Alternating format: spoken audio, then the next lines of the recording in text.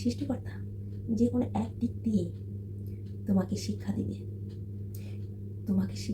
যে কোনো এক দিক দিয়ে, যাতে তুমি বুঝো যে জীবনের টাকাটাই সব না। জীবনের সম্মান, ভালোবাসা তোমার যে একদিনের বড়, তাকে তুমি সম্মান করবে, ভালোবাসবে, তুমি যতই কোটিপতি হও না কেন।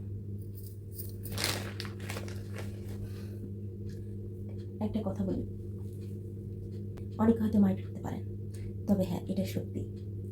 আপনার ছোট, আপনার বয়সের ছোট, যদি দেখবেন সে আপনার প্রতি অনেক রেসপেক্ট, অনেক ভালোবাসা, হঠাৎ করে দেখবেন তার একটু টাকা পয়সা হয়ে যাবে,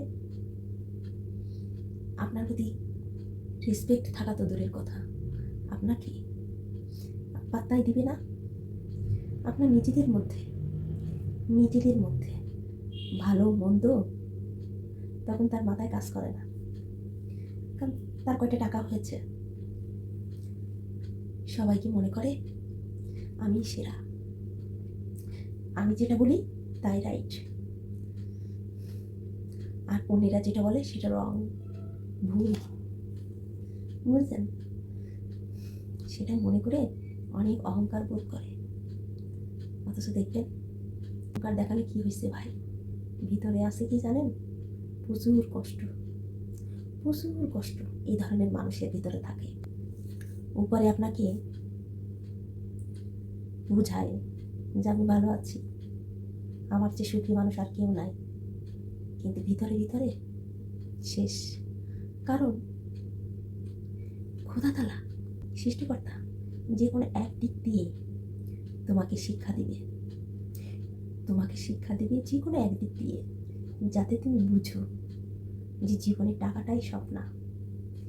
জীবনের সম্মান, ভালোবাসা তোমার যে একদিনের বড়, তাকে তুমি সম্মান করবে, ভালোবাসবে, তুমি যতই কোটিপতি হও না কেন। এটাই হওয়া উচিত। তোমার যখন টাকা আসবে তখন সেই সম্মানবোধ তোমার ভিতরে আর কাজ করে না। তখন তুমি মনে করো আমি সেরা, আমি যেটা বলবো তাই হবে। এই ভ্রান্ত ধারণা থেকে, এই চিন্তাধারা যাদের ভিতর থাকে বন্ধুরা, তারা কখনো উপরে উঠতে পারে না। হঠাৎ দেখবেন ঠাস করে পড়ে গেছে, হঠাৎ ঠাস করে পড়ে যাবে।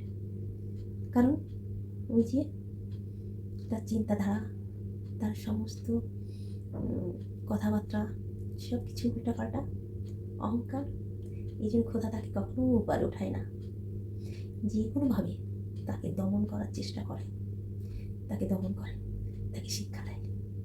এই জন্য আমরা অহংকার করবো না। সবচেয়ে মেন বিষয় হচ্ছে আমরা অহংকার করবো না। যে কোনো বিষয়, যে কোনো মুহূর্তে হোক, ধনী হোক কিংবা গরিব হোক কিংবা বড়লোক হোক, অহংকার জিনিসটা সবচেয়ে খারাপ, সেটা কিন্তু সবাই জানে।